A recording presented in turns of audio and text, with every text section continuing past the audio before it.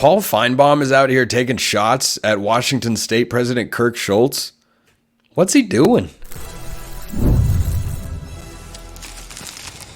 You are Locked On College Football, your daily podcast on all things college football. Part of the Locked On Podcast Network, your team every day. Welcome, everybody, to another episode of Locked On College Football. I'm your host, Spencer McLaughlin. Thank you so much for making this your first listen or your first view every day. Part of the Locked On Podcast Network, your team every day. This is your daily source to stay up to date with the biggest stories in the greatest sport on planet Earth. Realignment, carousel, portal, all that and more every day. Today's episode is brought to you by FanDuel. Make every moment more, not less, more. New customers join today and you'll get $150 in bonus bets if your first bet of $5 or more wins. Visit FanDuel.com/locked on to get started. The coaching carousel almost looked very different, and a thought on Notre Dame and Marcus Freeman all coming up on today's show. But did you see this article about Paul Finebaum report, whatever you want to call it? I think a couple places picked it up, but Paul Finebaum is out here firing shots across the bow, way across the bow, up to Pullman, Washington, at the Cougars president Kirk Schulz, who has been a vocal proponent of the conference that he is going to attempt to rebuild. I feel it's important to remind everybody of that because it can get on the back burner of your mind rather easily. And Kirk Schulz said something about the predatory nature of the SEC. Paul Finebaum said this, quote, "The predatory nature? You're the president of a university, Dr. Schulz. You don't even know what you're talking about." Really? Really? The guy who's been on the losing end of realignment and a bevy of, yes, predatory moves in the realignment landscape doesn't know what he's talking about? That's interesting. Do you understand the definition of predatory? I wonder if you keep using that word. I don't think it means what you think it means. You probably wouldn't being at Washington State. Dude, chill. Now, I don't understand what Finebaum is doing here. Everyone knows and understands he's an SEC guy. Big time fan of the Southeastern Conference. I can't fault him for that. It's been successful for him career-wise. He's done this for a very long time, even longer than I've done it, as a matter of fact. But when you're an SEC guy, why are you concerned with Washington State? What is to be gained here? Have the Cougars and the Beavers as well out west not taken enough? Have they not been looked down upon, disregarded, punched down at enough at this point? Like, why do you need to keep beating the dead horse here that really isn't even giving any financial gain or kickback back to you? I was so puzzled when I saw this. Like, he was just going on a rampage about it. And to my knowledge, I don't think Dr. Schulz said anything about Paul Finebaum. He said something about the SEC. Finebaum then goes on to say this, which is just, this is the kind of the crux of why I wanted to bring this up on today's show. He said, quote, "I also seem to remember the Pac-12 going after Colorado and Utah a couple of years ago." It was 14 years ago, but I guess we can call that a couple. "Maybe you're the one who's predatory." Okay. To compare getting Texas and Oklahoma from the SEC to taking Colorado, a bottom dweller in the Big 12, who went on to be a bottom dweller in the Pac-12, save for one season when they made the conference title game and won 10 games, and the COVID year where they went 4-2. Those are the only winning seasons they had in the Pac-12. Comparing that and having a school go from the Mountain West to the Pac-12, to compare those additions to taking the biggest brands who play the biggest game that is a marker of an entire conference and bringing that into the SEC is to call it apples and oranges would not be doing it justice. These are different stratospheres of a conversation. Missouri going from the Big 12 to the SEC.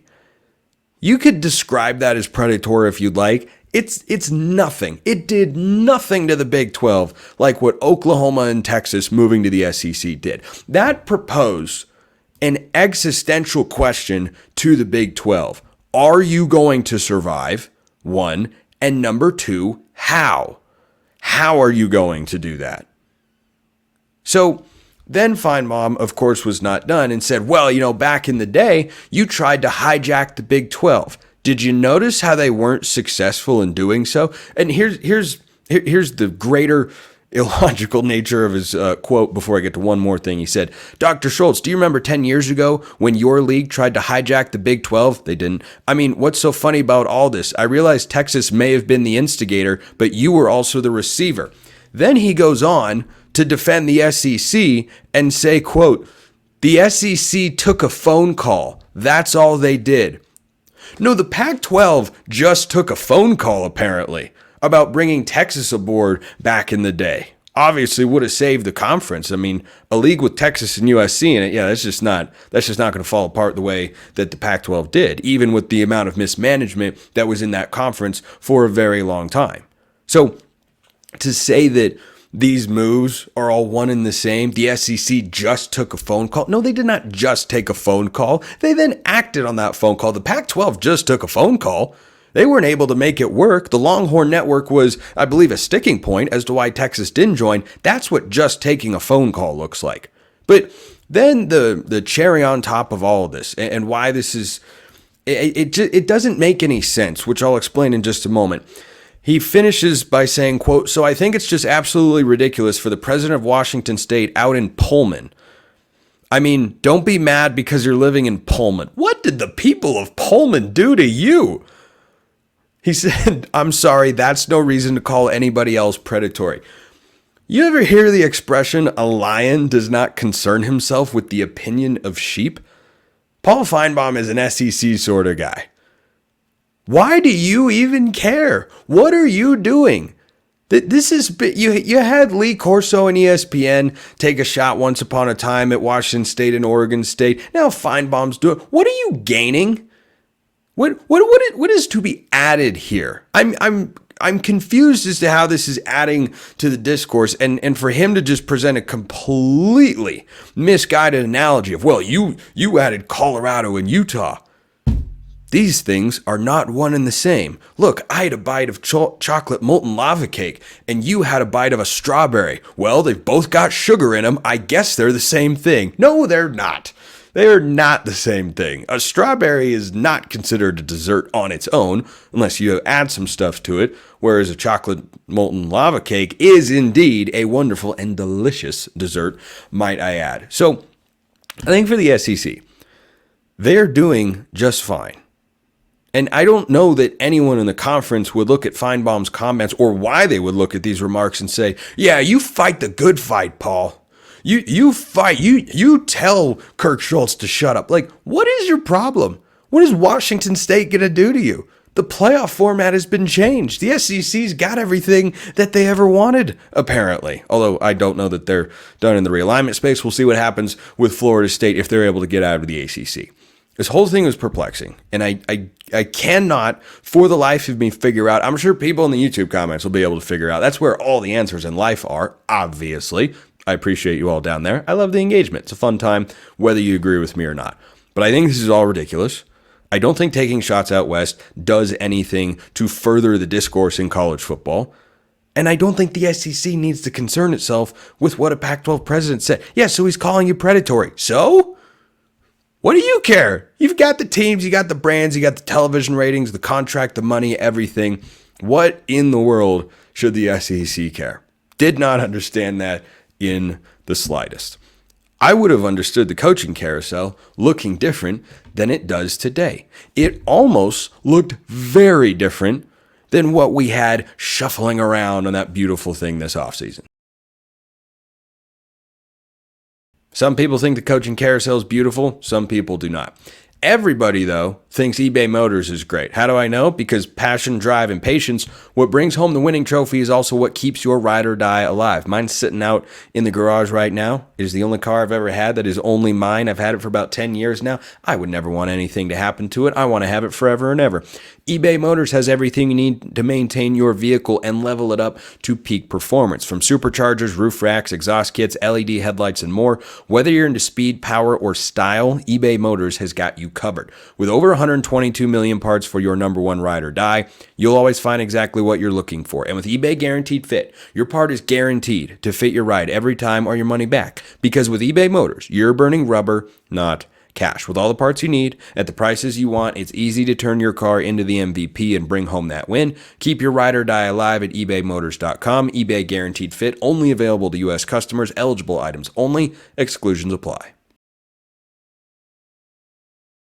Speaking of reports I was reading that caught my eye, did you see the one about Mike Norvell?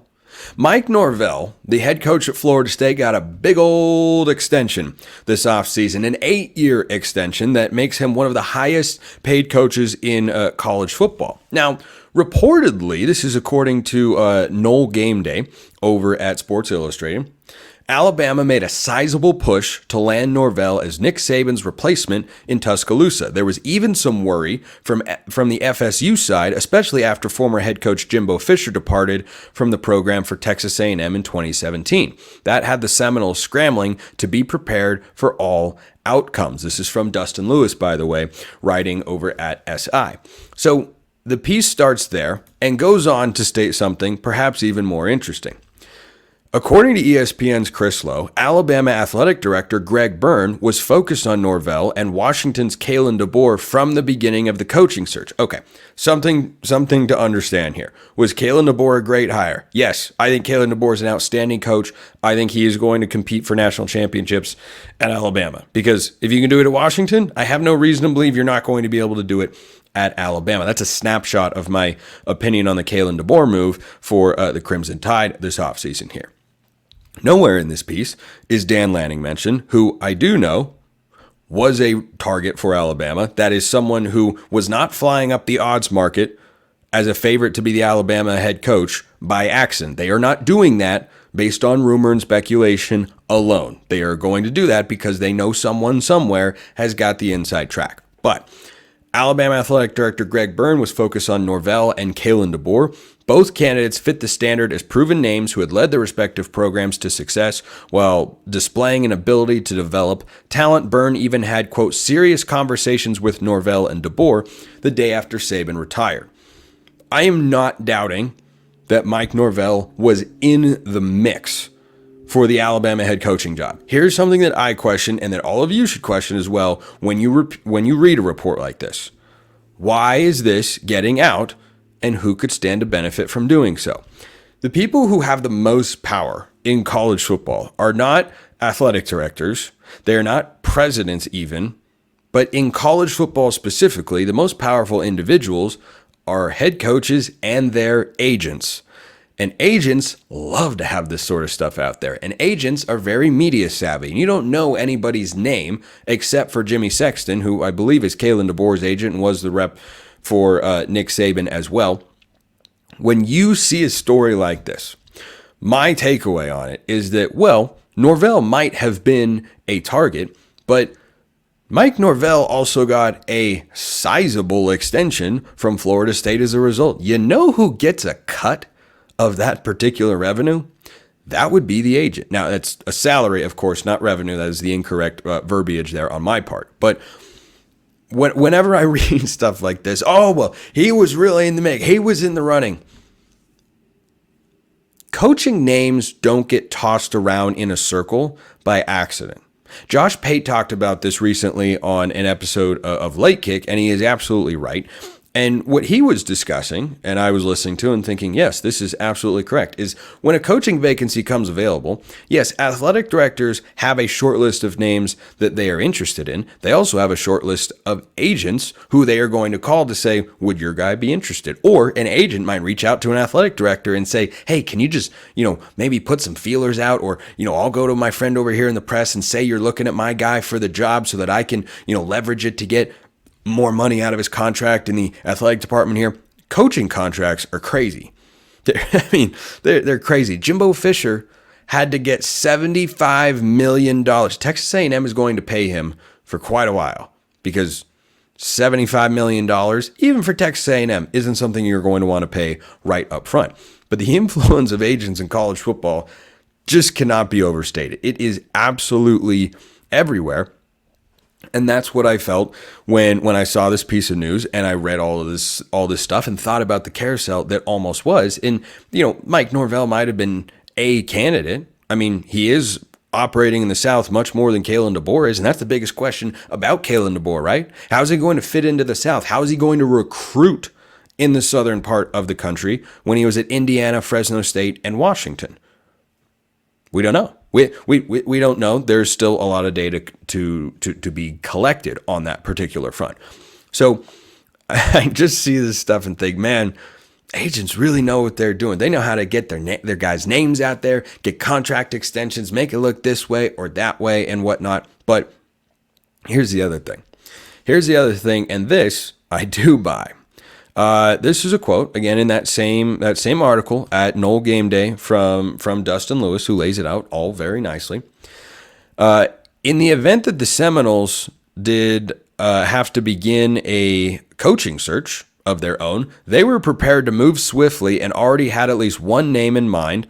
Chris Lowe of ESPN wrote that sources informed him that Ole Miss head coach Lane Kiffin would have been a, quote, prime candidate to succeed Norvell at Florida State. So that question popped into my head. That first one. How much of that is an agent wanting that to get out there? I don't know. Lane Kiffin's fairly well compensated at Ole Miss last time I checked. He's one of the 15 highest paid coaches in all of college football. I think he's actually inside the top 10, and deservedly so. He just off an 11-2 season, in Oxford, a Peach Bowl victory. I mean, he has got Ole Miss in a really, really good spot. I am very high on Ole Miss. Go bet them at our friends over at FanDuel. Over 9.5 wins while you can. I don't know that Ole Miss would ever jump up to 10.5, but they've had a great transfer portal offseason. They bring back their head coach. They bring back their quarterback as well, Jackson Dart, who I think is a stud. Absolute stud. Don't sleep on him, and I don't think anybody is, as a Heisman contender this year. So I love what Lane Kiffin has done at Ole Miss. But I got to thinking about that particular question and how this all could have looked very different. If Mike Norvell had gone to Alabama, if Kalen DeBoer stays at Washington, would Lane Kiffin really have gone to Florida State? I don't know. I don't know the answer to that question. If you put Florida State in the SEC, the answer is an easy yes. But if you're Lane Kiffin or any coach in college football, are you willing to leave a situation? I think Jedd Fisch just made this mistake, as I'll touch on in a moment. Are you willing to leave a great situation to go to another job that you may perceive as better and may even be better, but isn't exactly a colossal upgrade? Like Mike Norvell going from Memphis to Florida State, that's a colossal upgrade. But how much of a lateral move is Ole Miss to Florida State? Can you say the Seminoles have a better path to a conference championship? Yes, you can. Okay, I'll grant you that. Has Florida State been in more national championship games and in that discussion more than Ole Miss the last several years? Yes, they absolutely have. But Ole Miss is in a really, really good spot going into this year. I like Florida State too. They're one of the favorites in the ACC. I don't think they're quite as good as last year, but certainly the Seminoles should be very good. They use the transfer portal very, very well. But would you rather be in the SEC and have a mid-tier job like Ole Miss, or would you rather be in the ACC, which is obviously viewed, rightfully so, as a lesser conference than the SEC, and be at the top? I don't know if Lane Kiffin is someone that would have made that sort of move. And so this brings it back to Jedd Fisch momentarily in this whole wonderful world of the coaching carousel. So Brent Brennan is now the head coach at Arizona. He was at San Jose State, did a nice job the last several years at a place that historically is tough to win. Jedd Fisch is going to take over at Washington, where he is going to have a worse team in 2024 than he would have had if he'd stayed at Arizona. If Jedd Fisch had stayed at Arizona, he's brought somewhere in the neighborhood of 8 to 10 starters with him. Not Noah Fifita and Tetairoa McMillan, but Jonah Coleman, the running back, Ephesians Prysock, the corner, amongst others, up to Seattle from Tucson. If all those guys had stayed at Arizona, I have stated repeatedly that Utah should be the favorites in the Big 12, and the odds market reflects all of that. If Arizona had Jedd Fisch and everybody that they had from last year who they lost to the portal up to Seattle, Jedd Fisch would have a way better chance to make the college football playoff and win a conference championship. Now, in the long run, you can argue that it'd be better to go over to Washington. You got more money, you got a bigger brand, you got more money for your assistance pool. You can probably recruit at a higher level, though you can recruit decently well at Arizona. I think that move is a long-term play, and that would have been the question for Lane Kiffin. Do you make the Jedd Fisch move and say that's a better job in the long term, even though this season, this team over here would be better than that one? Because Arizona, pre-transfer portal departures, is better than Washington in 2024. They lost 20 or 21 of 22 starters from a season ago, and their head coach in Kalen DeBoer. So if Jedd Fisch hadn't gone there, that roster would be even more deplete. That's the dynamic that these coaches have to deal with sometimes. And yeah, the almighty dollar can be remarkably powerful. And it absolutely was for Jedd Fisch. And he talked about that, saying, look, I can give more money to my assistants. I think that's really important. He's building a high-level staff up there in Seattle. But when these coaches ponder moves, I wonder what their short versus long-term calculations are. Because Arizona maybe would have been my Big 12 favorite. I mean, they housed Utah last year. Now, the Utes are going to be better with Cam Rising at quarterback, of course, but Arizona was a really good team last year and could have been even better in 2024. And Jedd Fisch said, nope, I want to go up to Washington instead. Long-term versus short-term. It's an interesting calculation. Notre Dame's win total is maybe a little bit higher than you think. And I think I know why.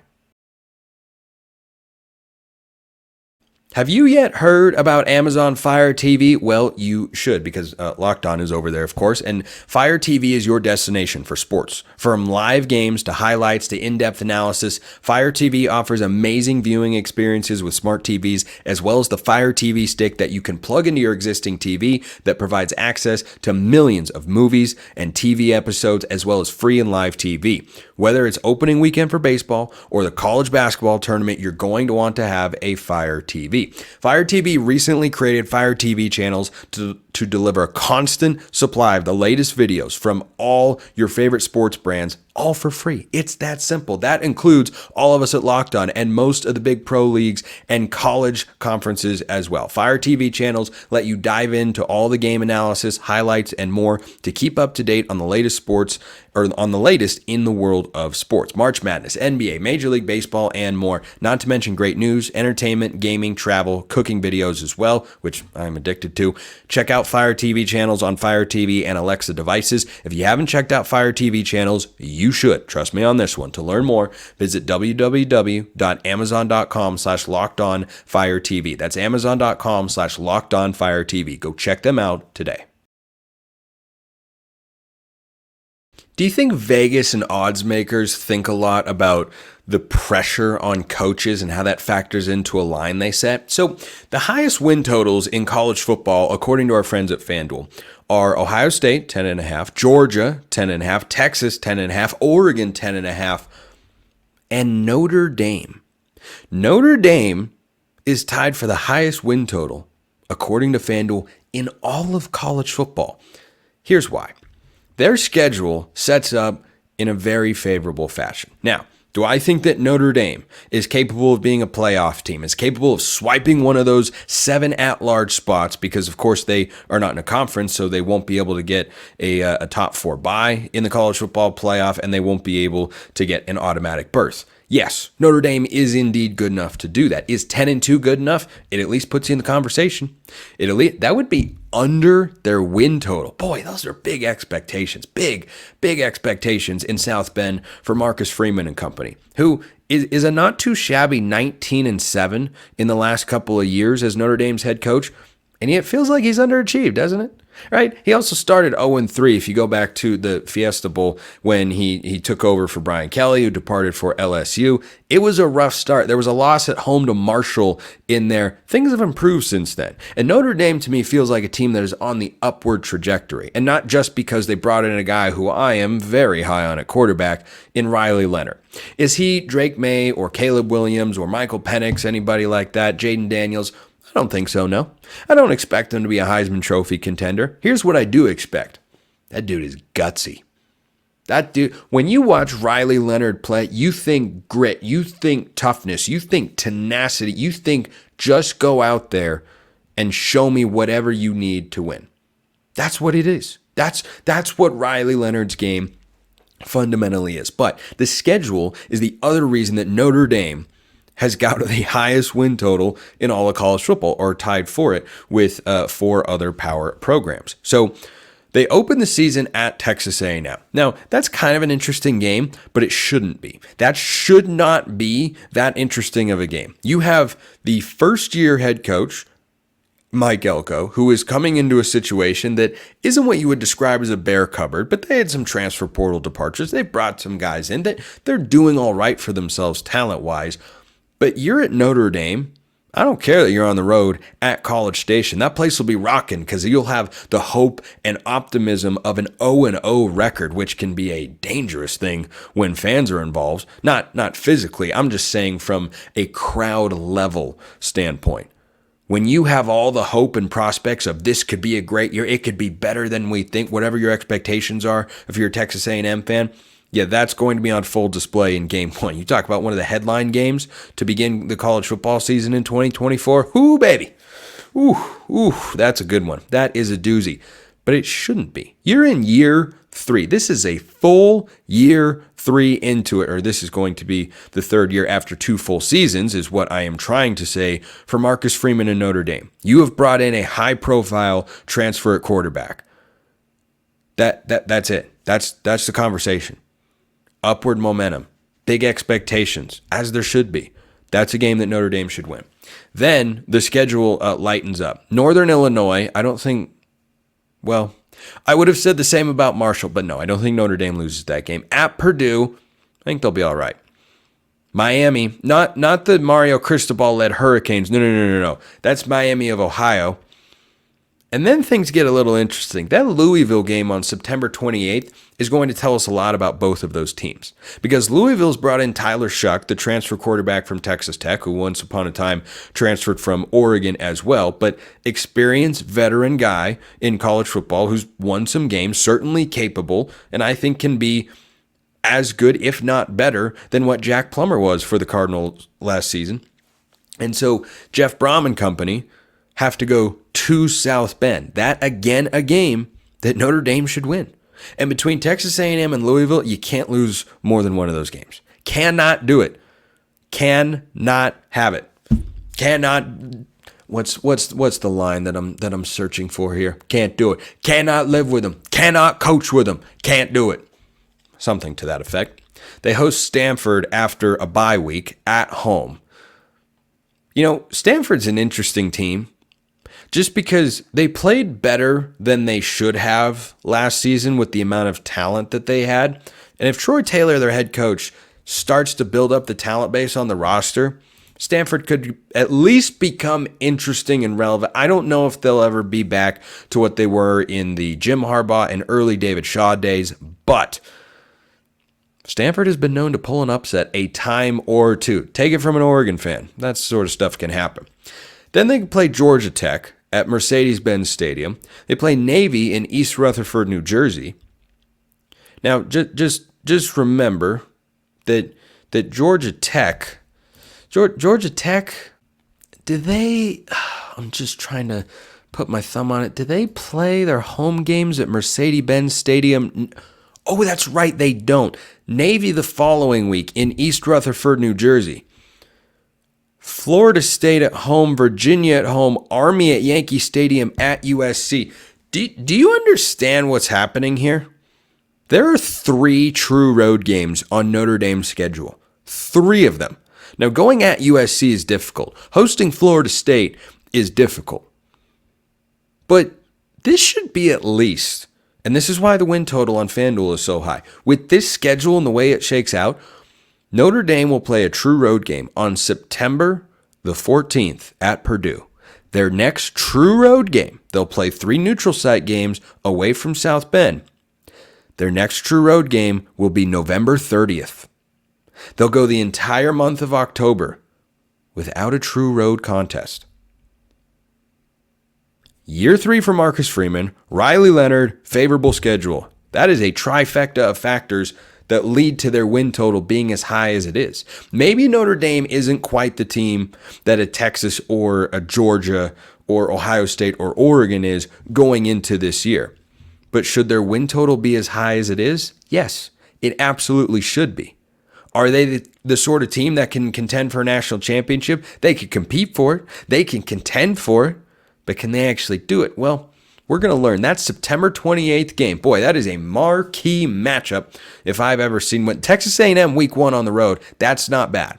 That's not bad. But that Louisville game at home on September 28th, that's when we will learn a lot about the Fighting Irish this year. Appreciate everyone listening. I'll see you next time. And until then, hope you have a wonderful rest of your day.